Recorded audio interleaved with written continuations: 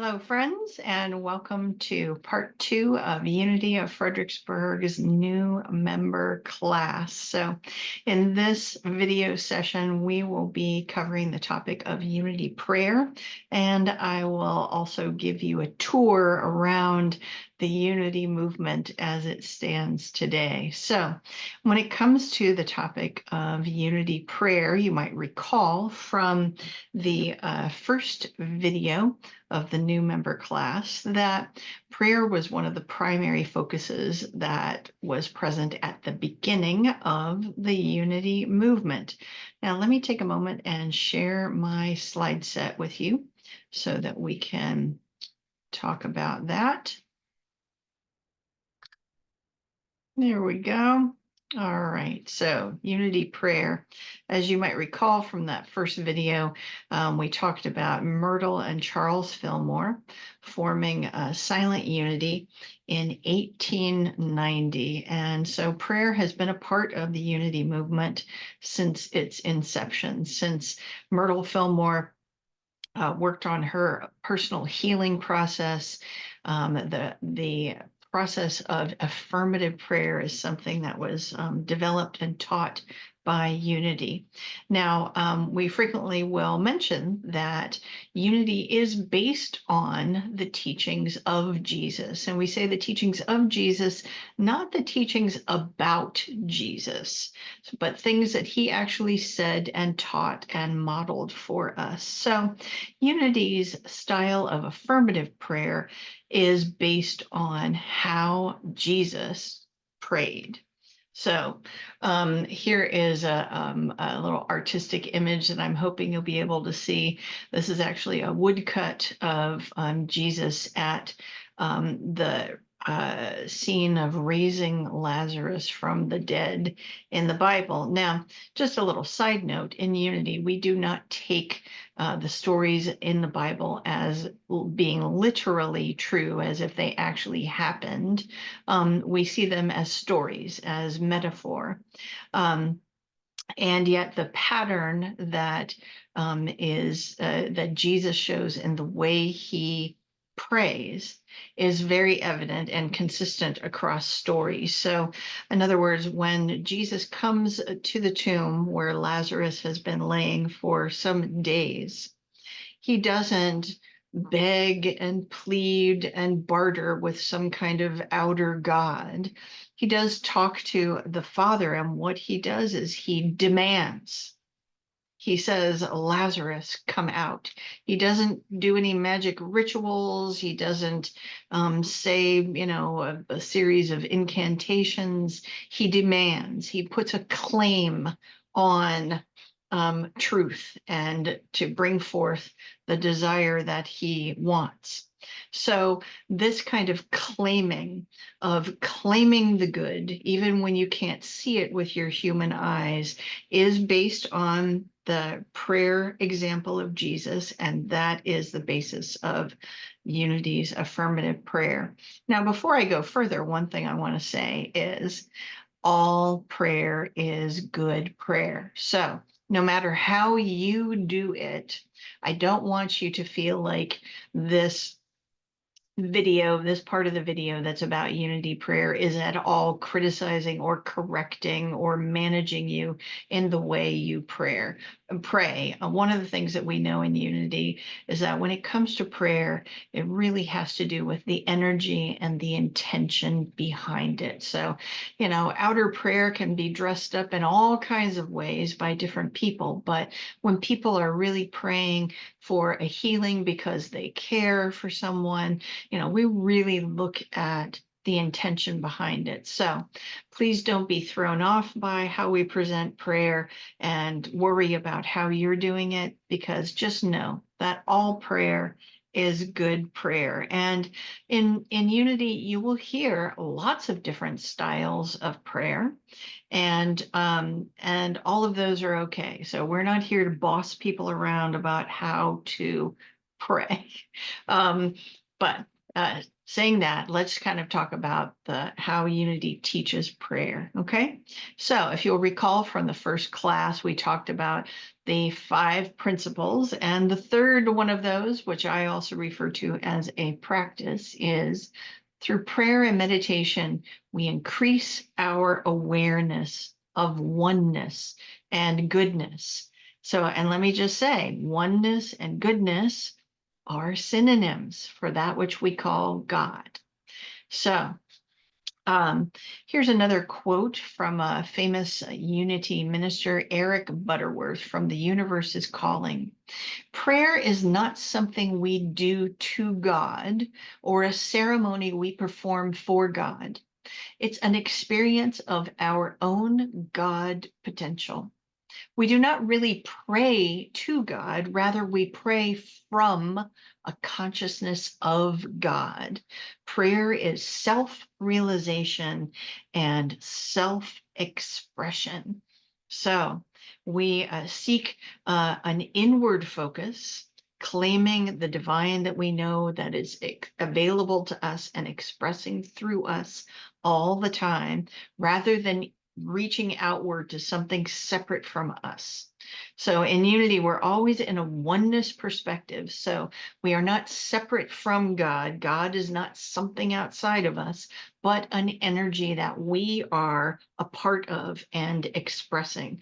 And in our human lives, we express at the level of our consciousness. So if we have a limited consciousness around, say, money or something, then that will be what we're experiencing. But the more we learn and grow and expand our awareness, the more we can claim of that infinite potential, another name for God. So here's another quote about prayer from Charles and Cora Fillmore. Cora Fillmore was Charles's second wife after Myrtle Fillmore passed away.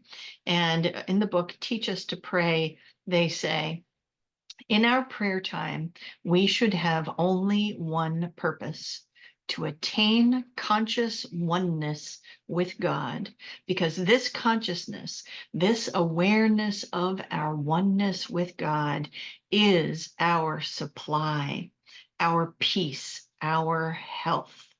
So there you have that associating with the oneness of God, and that's what our purpose of prayer is not to get into the weeds of our human situation, not to be praying with worrying and begging and bartering and things like this, but to be claiming the good that we know is present all the time. So a couple things you will notice about Unity prayer. You will find that we will tend to use gender neutral references. In other words, we're not referring to an outer God as a he or a she. You will hear some people who will say mother, father, God. But in general, we refer to the pronoun that we use for God is it. And that's something that was taught by Myrtle Fillmore, that God is not a being with parts like a man, but it is principle. It is the principle of love, the principle of life. So we tend to use it as the pronoun for God. You will hear different degrees of what's called universal language in Unity prayer. So rather than anchoring in the kinds of things that you'll hear, familiar things in Christian prayer, and we tend to use universal language, or try to at least, so that we're not limiting ourselves to particular ways of being. So you will hear many different names for God in Unity prayer. So we've already, seen a couple of those. So oneness is a synonym for God, the universe, God mind, divine mind. These are all different names for God. And this is a part of this sort of oneness language, universal language that we seek to use in Unity prayer.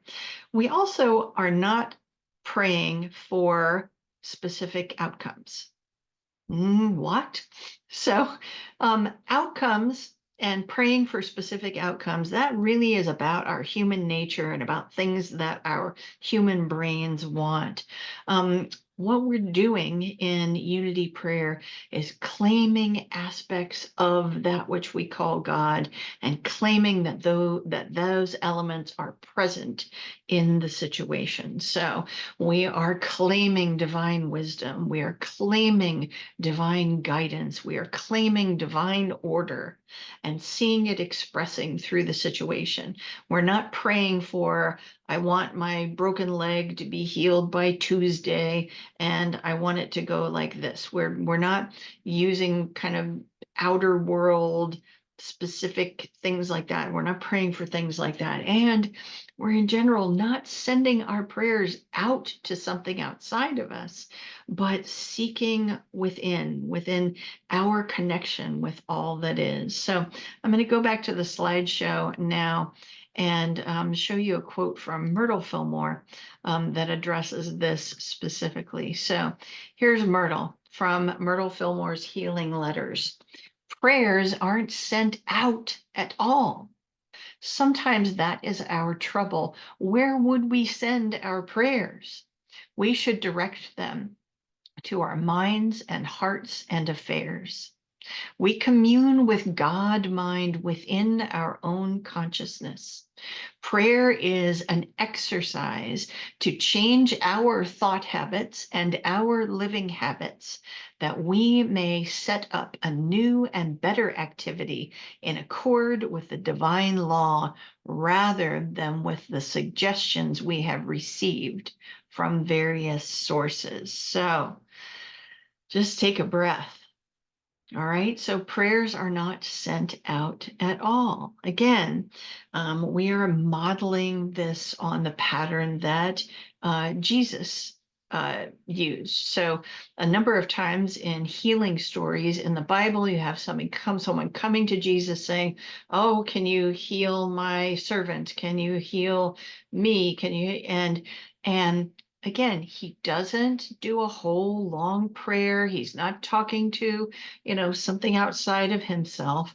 He will just say, by your faith, you are healed. So in other words, he puts a claim on the person that he's interacting with, on their power of faith. He claims it and says, by that, you are healed. So you can see where this pattern comes from. And we will say that this style of affirmative prayer has been present for a long time, but of course, language evolves, and language has evolved in unity. I talked a little bit earlier about language, so I'll give you an example now. So let's look at how some language has evolved over time with regards to prayer. So here is what's known as the Charles Fillmore Invocation. So a famous statement that he made.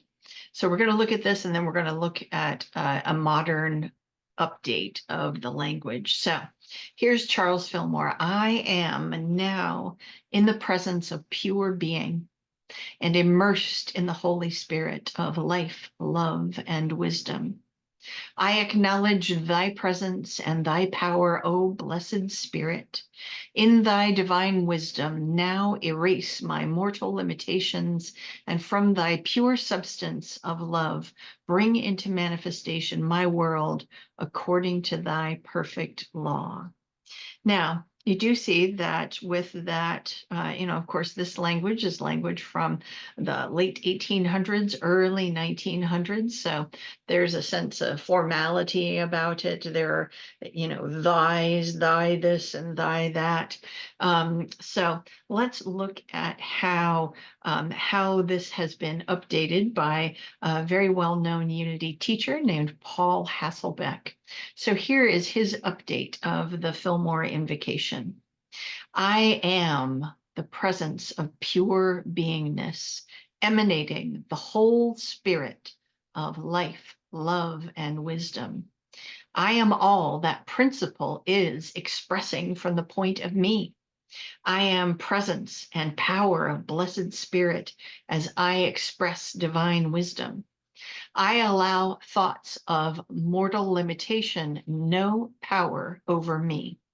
I am the substance and power of pure love, bringing into manifestation my world according to divine law. So, one of the things I want to point out here is the repeated use of the I am. So, um, scripture does state that the name that God, the energy we know of as God, gives itself in scripture is I am. And of course, when you are saying that at the point of view, you are saying I am. And so here it is saying, I am all that principle is expressing from the point of me. And we see the word principle here. Principle is another synonym for God. So principle was one of Myrtle Fillmore's favorite synonyms, names for God. So I am all that principle is expressing at the point of me. So this is just an example of how prayer language has evolved over time. You can see that in this modern version, we're no longer talking thys and thous, and we're not putting any kind of a gender limitation on the universal energy that is sometimes called God. So this would be an example of universal oneness languaging. So that's just kind of some background on the way Unity prayer shows up, the different kinds of prayer that you'll hear in Unity centers. And right now, what I'd like to do is present to you a 5-step prayer process that is taught in Unity. So here is the 5-step prayer process. So we're going to talk about each one of these steps. I would like to say that if you decide you want to practice this, what you would do as far as the specific situations or people that you want to pray for, you would want to spend some time journaling about that, thinking, reflecting on that before you begin this process. So you do that kind of that work of releasing any error thoughts, of affirming the presence of God mind in all of the circumstances, kind of the active part that you do of using words and thoughts to kind of be in that space. You do that before you do this 5-step prayer process. So you kind of have done your work on perhaps writing out things that you want to pray for. And then you go into a space of relaxation. All right, so this first step is meant to address the body. Here we are in a physical body, right? So when we move into our space of prayer, this first step is to relax the body. Right? We don't start off, you might notice, we don't start off Unity prayer with a salutation most of the time, and we aren't saying, Dear God, dear this, oh that. We will say, let us all come together and take a deep breath. And that's exactly what this is here, is relaxation. Coming to this moment, quieting the mind, opening the heart space. And then the next thing you'll find in this prayer process is concentration. So we do know that our human brains are busy working all the time, right? It's busy working all the time. It has things going on. It's planning what's for dinner. It's thinking about what you're going to do next. It's worrying about what might happen in the future, all of those things.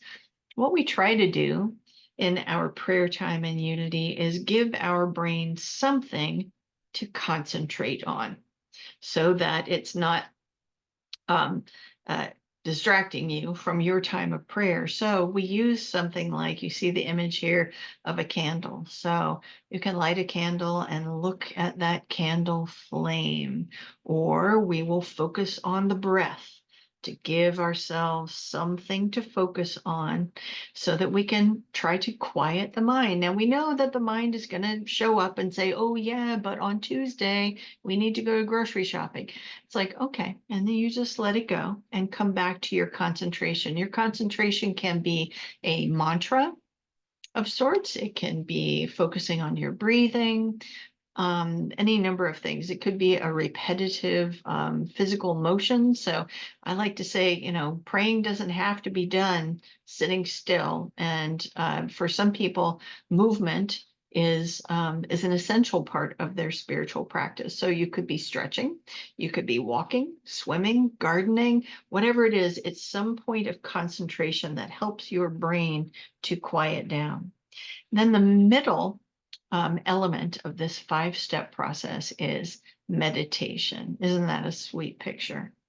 So meditation is something that, or is sometimes called in Unity teachings, time in the silence, right?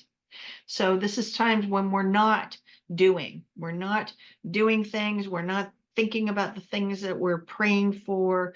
We're just being in the space of not doing and allowing our divine nature to tap into the infinite field of potential that we sometimes call God. So we're just being quiet. Here's a quote from Eric Butterworth on this. There is nowhere to go in meditation. It is not trying to get into something or out of something or up to something. And it's definitely not trying to do something. It's actually not doing. I prefer to use the term silence instead of meditation, for it puts the emphasis on a state of consciousness instead of a mental exercise. And for me, Reverend Cheryl, I prefer to call it stillness, because and that doesn't mean a lack of physical action. It's just that silence. I think there's often a lot of kind of sound around, and so the word silence doesn't always work for me. It's whatever works for you. So right there in the heart of this prayer practice is meditation, and that's why you will find in Unity services, which is unique and different from Christian services that you attend, there will always be a time of meditation, just a time in the stillness together. All right. Following this time of meditation, the next step in this prayer process is called realization. So if you think of the prayer work you do before you start with the relaxation and concentration and meditation, if that's kind of the talking to the universe part, then the realization is the listening part. It's that space where you are allowing your wisdom, this connection you have with all that is, that wisdom to come forth. And it doesn't come from out, you might hear it in the form of a voice or a vision or an impetus to do something, but it's acknowledging that space of, I've taken a moment to tap into all the good that's available to me and all that is. And now is the listening, receiving time. So that's what we mean when we say realization. And the last step in this process is, you guessed it, appreciation or gratitude. So you will find that Unity prayer in general almost always will end in gratitude. And at Unity of Fredericksburg, at least with me as a minister, I generally end our prayer time with an affirmation together, the simplest and most powerful of affirmations. I am grateful. So here's a couple of quotes on gratitude and the power of gratitude, which is why we anchor our prayer process in gratitude.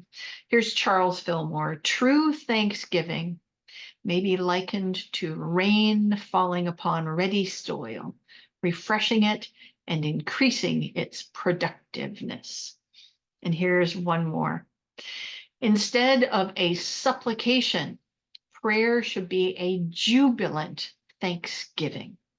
This method of prayer quickens the mind miraculously and, like a mighty magnet, draws out the spiritual qualities that transform the whole person when they are given expression in mind, body, and affairs. So Here it is, again, with this affirmative prayer approach. We're not looking at an activity of supplication. Oh, it's so terrible that this happened. Oh, please, God. But what we are doing is claiming the good, and we're doing it in an active, joyful sort of way. And that when we do this, this helps us to connect to all the good that is out there in the universe that we're not feeling in whatever this situation is in front of us. But the more we claim that good and connect with that good, the more we can be in it and feel it. So that is the end for unity prayer. So it is, amen, which actually is what amen means, is so it is. So again, I have that reminder. All prayer is good prayer. So don't worry if the way you pray doesn't look like or sound like what I've been describing. No worries. All prayer is good prayer. These are suggestions of ways that you can expand and work with your prayer process. And as you attend Unity services, you'll hear more and more and more about this, because we are not in the business of one and done at Unity. We are in the business of constantly evolving, improving, and going deeper and deeper and deeper into our awareness of all